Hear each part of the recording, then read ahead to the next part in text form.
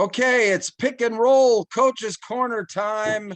And we've got Kendra Merrifield from Hempfield, undefeated so far this season, off of a great year last year. Coach, welcome to Pick and Roll, our inaugural edition. What do you think? Yeah, thanks for having me. Excited to be here.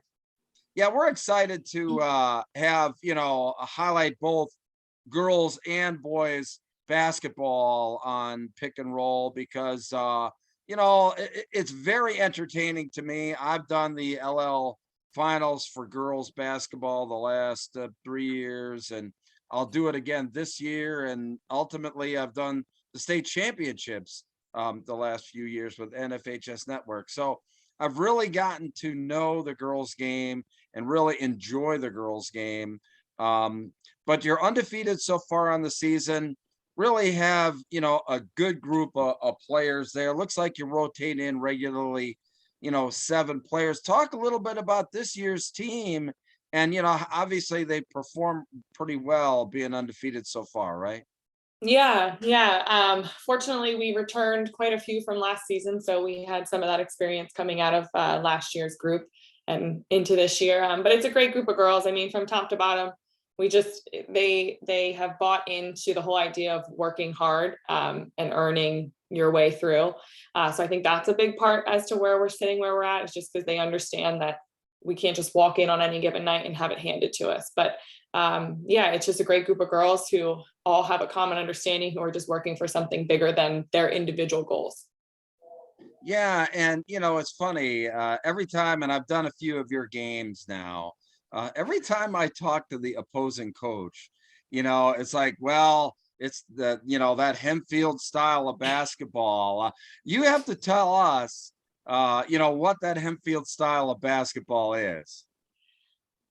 I mean, we pride ourselves on the defensive end. So I think that's maybe where people say, yeah, it's that Hempfield style. If they have someone on the other team who's averaging or there is their leading scorer, our goal at all times is always to hold them under that average that they're getting. So I think that's our biggest thing. And most times on the girls' side of things, if there's a player who is like their leading scorer, if you take her away, most times, not all, that kind of falters that other team. So maybe that's the brand they're talking about. I'm not sure, but I know we definitely our laurels are in our defense. That's our main point.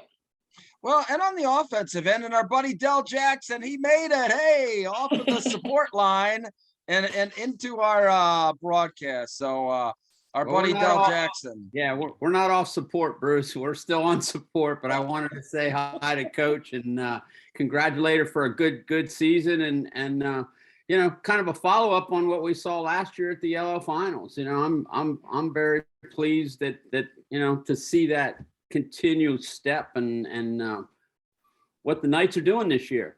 Yeah, thank you. But it seems like you play a very deliberate style of basketball, even on the offensive side.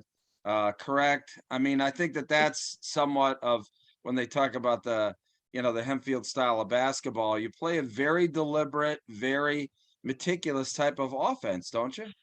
Yeah, I mean, we for the most part, we let them play. Like, I don't put too many sets in just because I don't want my kids really to be robots. I want them to be able to know the game, be able to read the game, because if you have a team who scouts you, as we go up against many opponents of great coaches who know us inside and out.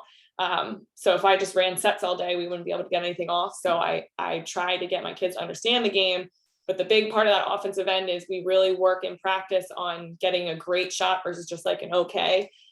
So being patient, being poised, being like every possession being a precious possession.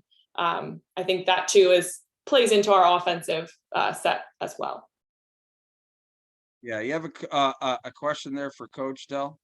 Well, I'm always curious from the coaching end is how you build from the beginning of the year to where you're at now. I mean, right now you're sitting on top of the 6A in power rankings, and I know everybody's reading stuff. And how do you keep your kids focused? And what is your what's your talk to the kids going forward at this point going forward? I mean, we got a month to go, and that's it as far as the LL.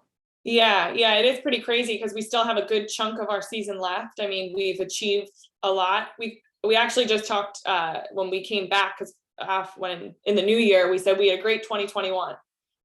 That's all in the past now. And now we work on into 2022. And I think it's just really one game at a time for us is what we stress, and just making sure that we're not looking too far ahead. I mean, yeah, it's great that we're sitting at the top of the district, but that could change in 24 hours. So we just focus on one day at a time. And I think the girls coming off of last year, having had that time where we weren't sure if we were going to have a season, we weren't sure if we were going to play a game. So I think that kind of helps in essence, because they come out each day ready to compete, almost taking it more seriously versus taking it for granted, where in past it was like, oh, I'll always have another game, I'll have another game. But I think last season kind of gave them that perspective of, well, we don't know if we'll play tomorrow. Right, So right. that helps.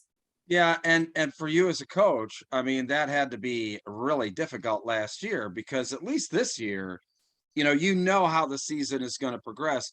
So for you as a coach, and Dell kind of touched on it a little bit, but I mean, do you have certain things that, you do at certain times of the year to make your team peak when it matters the most in the postseason?